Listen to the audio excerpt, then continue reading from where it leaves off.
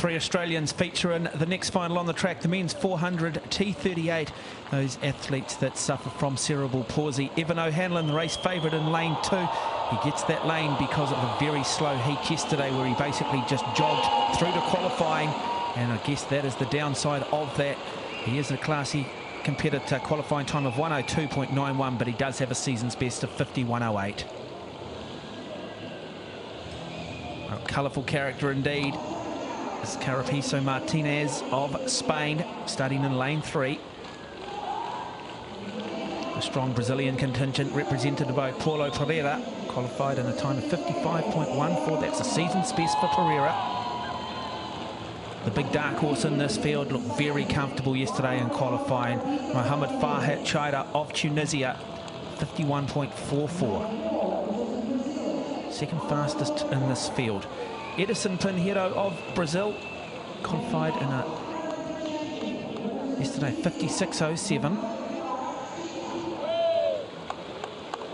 Chris Mullen of Australia in lane 7. And the final competitor, Tim Sullivan. He holds that world record at 50.30. He's also the defending world champion, but he's looked somewhat out of sorts at this IPC Athletics World Track and Field Championships here in Christchurch.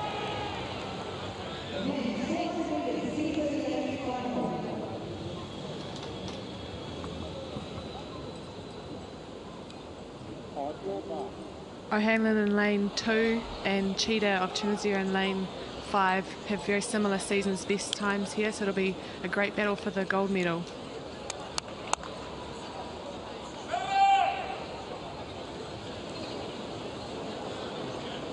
Most important thing is making sure none of these guys break the start. And I'm sure that O'Hanlon, who realises the gold medal is up for grab here, will probably be just a little bit more conservative.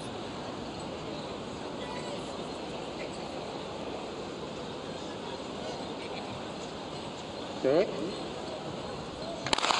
Away this time, and Evan O'Hanlon in lane 2 got out of the blocks. He exploded out of those blocks, and already he shows his experience over the 200 metres. But Chaida of Tunisia in lane 5 also running very aggressively along the back straight. But Evan O'Hanlon begins to hunt them all down. He will have the benefit too of the inside lane as they come through this 200 metre mark in just around about that 22 seconds. So that's very quick through the first 200. It is the two race favourites, Cheetah of Tunisia and Evan O'Hanlon of Australia.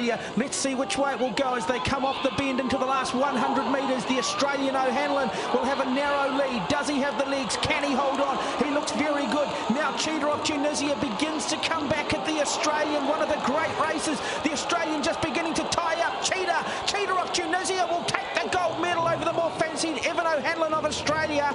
And it will be the Australian on the outside, Tim Sullivan, the defending world champion, who will pick up the bronze. Look at the emotion on his face. That was just tactically the perfect race.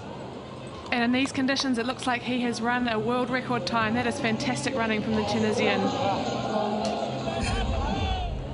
Evan O'Hanlon has already won gold in the 100 and 200, and perhaps just all those heats and rounds of those races. He didn't have much left here in the last 50 metres, but the Tunisian, what a classy athlete.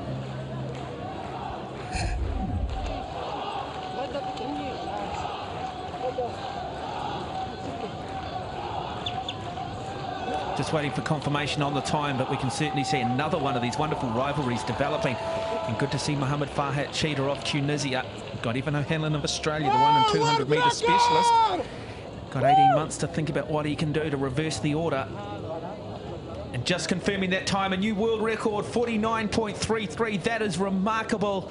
In conditions that have been testing for athletes on the track and field today. You talk about peaking at the right time of the year. Well, this man has done it.